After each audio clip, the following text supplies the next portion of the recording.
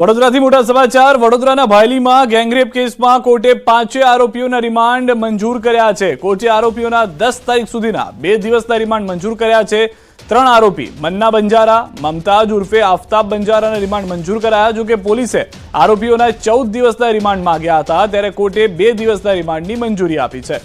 જે જાણકારી છે તે પ્રમાણે 5 આરોપીઓમાંથી 3 આરોપીઓ વિધર્મીઓ હતા કે જેને લઈને પણ પુષ્ટિ થઈ। તેઓ પીઓપીનું કામ પણ કરતા હતા। વધુ માહિતી ન્યૂઝ 18 સંવાદદાતા હાર્દિક પાસેથી પણ મેળવીશું। હાર્દિક, આજે સમગ્ર દુષ્કર્મ કાંડ હતો, કેટલાક વિધર્મીઓના નામ પણ આવ્યા અને હાલમાં કોર્ટ તરફથી પણ મંજૂર થઈ ચૂક્યા છે રિમાન્ડ। વધુ શું જાણકારી? બિલકુલ સિદ્ધાર્થ, સૌથી પહેલા તો દર્શકોને માહિતી આપી દઈએ કે ઝડપાયેલા તમામ 5 આરોપી છે તેઓ વિધર્મી છે। લગભગ 3 કલાક જેટલું જે છે હિયરિંગ જે વડોદરા કોર્ટમાં ચાલ્યું હતું અને નામદાર કોર્ટે 10 તારીખ બપોરે 3 વાગ્યા સુધીના તમામ જે આરોપીઓ છે તેમના જે રિમાન્ડ છે તે મંજૂર કર્યા છે। આ આરોપીઓ અંગે માહિતી વાત કરીએ તો મુન્ના બંજારા, મમતાજ ઉર્ફે આફતાબ બંજારા, શાહરુખ બંજારા, સૈફ અલી બંજારા અને અજમલ બંજારા જે છે તેના રિમાન્ડ જે છે તે મંજૂર કર્યા છે। આ 5 પૈકી જે 3 આરોપી છે, મુન્ના બંજારા, મમતાજ ઉર્ફે આફતાબ બંજારા અને શાહરુખ બંજારા જે છે, આ 3 ઉપર આરોપ લાગ્યો છે કે તેમના દ્વારા એક સગીરા જે છે તેના પર દુષ્કર્મ આચરવામાં આવ્યું હતું। ત્યારે પોલીસની વાત કરીએ તો પોલીસે શરૂઆતમાં 14 દિવસના રિમાન્ડ જે છે તે માંગ્યા હતા, પરંતુ બંને પક્ષની જે દલીલો છે એ દલીલોને સાંભળ્યા બાદ નામદાર કોર્ટ દ્વારા જે છે તે આરોપીઓના 10 તારીખે બપોરે 3 વાગ્યા સુધી રિમાન્ડ જે છે મંજૂર કરવામાં આવે છે। સિદ્ધાર્થ, ઉલ્લેખનીય બાબત છે કે આ જે ઘટના છે, જે જઘન્ય ઘટના છે, જેને લઈને નાગરિકોની સાથે સાથે જે વકીલો છે તેઓની અંદર પણ ભારે રોષ છે। આરોપીઓને જ્યારે કોર્ટ સંકુલમાંથી બહાર કાઢવામાં આવ્યા એ દરમિયાન વકીલો જે છે તે રોષે ભરાયા હતા અને ગુજરાત પોલીસ જિંદાબાદના નારા લગાવીને જે આરોપીઓ છે તેમના પર વકીલો દ્વારા ટપલી દાવ પણ જે છે તે કરવામાં આવ્યો હતો અને ત્યારબાદ કોર્ટ પરિસરમાં ભારે દોડધામના દ્રશ્યો પણ સર્જ્યા હતા। અત્યારે જે તાલુકા પોલીસ એટલે કે વડોદરા ગ્રામ્ય પોલીસ છે તે આરોપીઓને લઈને તાલુકા પોલીસ સ્ટેશન ખાતે રવાના થઈ ગઈ છે। લગભગ 6 વાગ્યાની આસપાસ જિલ્લા પોલીસ વડા કે જે એસઆઈટી ટીમના વડા છે તેમની અધ્યક્ષતામાં એક મહત્વપૂર્ણ બેઠકનું આયોજન કરવામાં આવશે અને ત્યારબાદ જે આરોપીઓનું જે રિકન્સ્ટ્રક્શન કરવાનું છે ઘટના સ્થળ પર લઈ જઈને તેની પ્રક્રિયા જે છે તે હાથ ધરવામાં આવનાર છે। સિદ્ધાર્થ, હાર્દિક, બે મહત્વની વાત, એક એસઆઈટીની રચનાને લઈને પણ ચર્ચા ચાલી રહી છે, બીજી તરફ રિકન્સ્ટ્રક્શનની ઘટના। આ આરોપીઓનો ભૂતકાળમાં પણ કોઈ ગુનાઓમાં સંડોવાયેલા છે કે કેમ, તે તમામ મુદ્દાને પણ ધ્યાનમાં લેવામાં આવશે અને ઘટનાનું રિકન્સ્ટ્રક્શન થશે તો મોડસ ઓપરેન્ડીનો પણ ખ્યાલ આવશે। બિલકુલ સિદ્ધાર્થ, જો વાત કરવામાં આવે તો આરોપીઓનો ગુનાહિત ભૂતકાળ જે છે તે લગભગ 2 આરોપીઓનો જે ગુનાહિત ભૂતકાળ છે તે સામે આવ્યો છે। ત્યારે આ તમામ જે આરોપીઓ છે તેઓ એકબીજાના સંપર્કમાં કેવી રીતે આવ્યા હતા, તેઓ ઘટના સ્થળ પર કેવી રીતે પહોંચ્યા હતા, જે પીડિતા છે તેને અગાઉ તેઓ મળ્યા છે કે કેમ, આ તમામ પાસાઓ જે છે તેની ચકાસણી કરવાની બાકી છે। બીજી વાત કરવામાં આવે તો હજી પણ આરોપીઓની પૂછપરછ દરમિયાન કેટલા મહત્વના પુરાવા, મહત્વની કડીઓ જે છે તે પોલીસને હાથ લાગી શકે છે। આ 5 આરોપી સિવાય અન્ય કોઈ સામેલ હતું કે કેમ, આરોપીઓ જે છે તે 3 દિવસ સુધી ફરાર રહ્યા તો તમામ આરોપીઓ ક્યાં ક્યાં ગયા હતા અને આરોપીઓને કોને આશરો આપ્યો હતો, એ તમામ પાસા જે છે તેની ચકાસણી કરવી ખૂબ જરૂરી છે। ત્યારે આ તમામ પાસાઓને ધ્યાનમાં રાખીને જે જિલ્લા પોલીસ છે એટલે કે વડોદરા ગ્રામ્ય પોલીસ છે તેમના દ્વારા આજે 2 દિવસના રિમાન્ડ છે દરમિયાનની આગળની જે પ્રક્રિયા જે છે તે કરવામાં આવનાર છે અને આરોપીઓની જે કડકાઈથી પૂછપરછ છે તે કરવામાં આવનાર છે। ત્યારબાદ 10 તારીખે બપોરે 3 કલાકે નામદાર કોર્ટ સમક્ષ જે 5 આરોપીઓ છે તેમને રજૂ કરવામાં આવનાર છે। સિદ્ધાર્થ, આભાર હાર્દિક સમગ્ર માહિતી બદલ। તો જે રીતે હાર્દિક કીધું, કોર્ટમાં ગયા તો વકીલોમાં પણ રોષ જોવા મળ્યો હતો, કેટલાક આરોપીઓનો કેટલાક વકીલ ત્યાં હતા તેઓએ ટપલી દાવ પણ કર્યો હતો। ત્યારબાદ ગુજરાત પોલીસ જિંદાબાદના નારા પણ લાગ્યા હોવાની જાણકારી કોર્ટ પરિસરથી મળી રહી છે। તો વડોદરાના ભાયલીમાં દુષ્કર્મની ઘટનામાં ગુજરાતભરની અંદર વિરોધ થઈ રહ્યો છે। પંચમહાલના કલોલમાં વિરોધના ગરબા રમી યુવતીઓએ દુષ્કર્મની ઘટનાને વખોડી હતી। યુવતીઓએ પીડિતા માટે ન્યાયની માંગ કરી। કાલોલની હાઉસિંગ સોસાયટીમાં યુવતીઓએ દુષ્કર્મના આરોપીને ફાંસી આપવાની માંગ સાથે ગરબા રમ્યા। ગરબે ઘૂમતી યુવતીઓ હાથમાં વી વોન્ટ જસ્ટિસ અને આરોપીઓને ફાંસી આપો જેવા પ્લેકાર્ડ લઈને ગરબે ઘૂમી અને વિરોધ નોંધાવ્યો હતો। અને જે રીતે હાલમાં પણ જાણકારી મળી, 5 આરોપીઓ વિધર્મી હતા। આ પહેલા પણ ગૃહ રાજ્યમંત્રી હર્ષ સંઘવીએ કહ્યું હતું કે કેટલાક લોકો હિન્દુ તહેવારને બદનામ કરવાનો પ્રયત્ન કરી રહ્યા છે, તો તેવા લોકો સામે કડક કાર્યવાહી થશે અને તે પ્રમાણેની પણ જાણકારી હાલમાં મળી રહી છે કે પોલીસ એક્શનમાં છે। દરેક દીકરીઓ માં દુર્ગાનું સ્વરૂપ છે, તો નવરાત્રીના પર્વમાં આ રીતનું કૃત્ય થાય તે બિલકુલ પણ યોગ્ય નથી। તો આવા નરાધમને જાહેરમાં તાત્કાલિક ધોરણે ફાંસી આપવામાં આવે એવું જ અમારી બધી બહેનોની અપીલ છે। આ તરફ સુરતમાં ડ્રગ્સનું છટકું ગોઠવી અને છૂટક વેચાણ પણ કરવામાં આવતું હતું, જેને આરોપીઓને પોલીસે દબોચી લીધા છે। આ છૂટક વેચાણ કરનાર સામે પોલીસે છટકું ગોઠવ્યું હતું। પોલીસે આરોપી આસિફ અબ્દુલ શેખની 352 ગ્રામ ડ્રગ્સ સાથે ધરપકડ કરી લીધી છે. એસઓજીની ટીમને બાતમી મળતા વોચ ગોઠવી અને સોમવારે રાત્રે ડ્રગ્સ સાથે આરોપીને પકડી લીધો. આરોપી દુબઈથી ડ્રગ્સ લાવી સુરતમાં છૂટક વેચાણ કરતો હતો.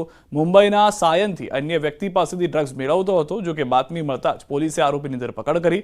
એસઓજીએ 36 લાખથી વધુનો મુદ્દામાલ કબજે કર્યો છે.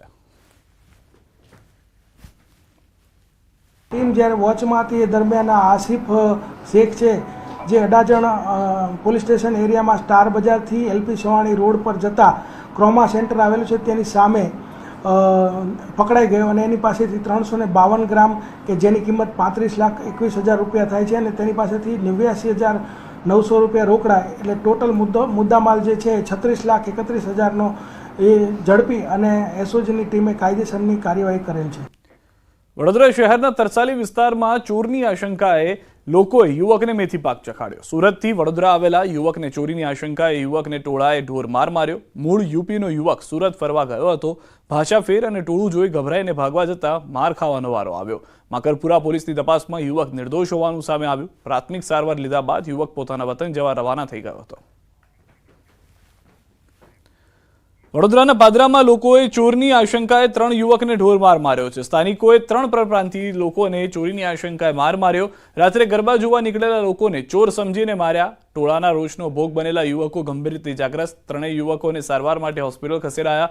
ભોગ બનનાર 3 યુવકો ખાનગી કંપનીમાં કરે છે નોકરી.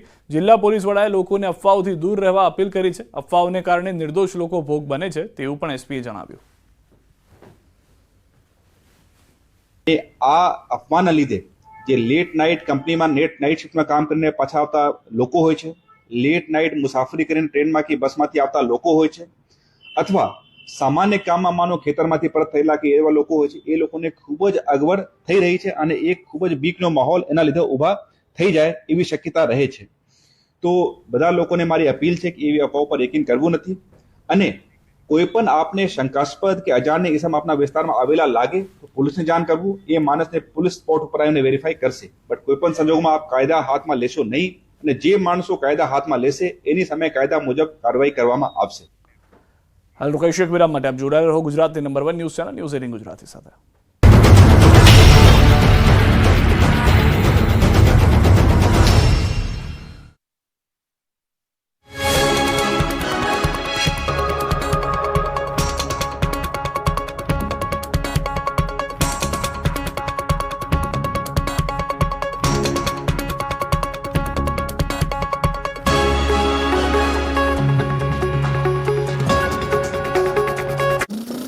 નમસ્કાર, આપ જોઈ રહ્યા છો ગુજરાતની number 1 news channel news 18 Gujarati. આપણું ગુજરાત સાથે હું છું સિદ્ધાર્થ ધોળકિયા. મહત્વના સમાચારથી કરી શરૂઆત. ગુજરાતમાં ઠંડીના ભણકારા વચ્ચે વાવાઝોડાની સંભાવના.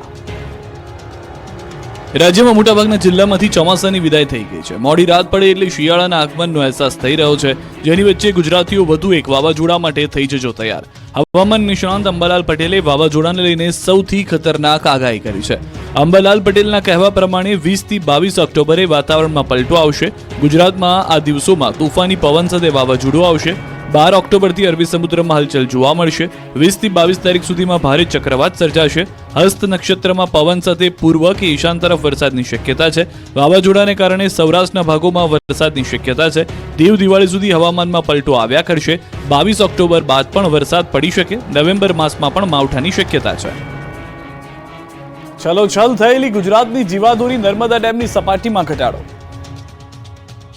હજુ થોડા દિવસ પહેલા જ ગુજરાતની જીવાદોરી સમાન રેવાના પાણી છલકાયા હતા. સરદાર સરોવર 100% ભરાયો હતો, પણ સતત દરવાજા ખુલ્લા રાખવામાં આવતા નર્મદા ડેમની સપાટીમાં ઘટાડો થયો છે.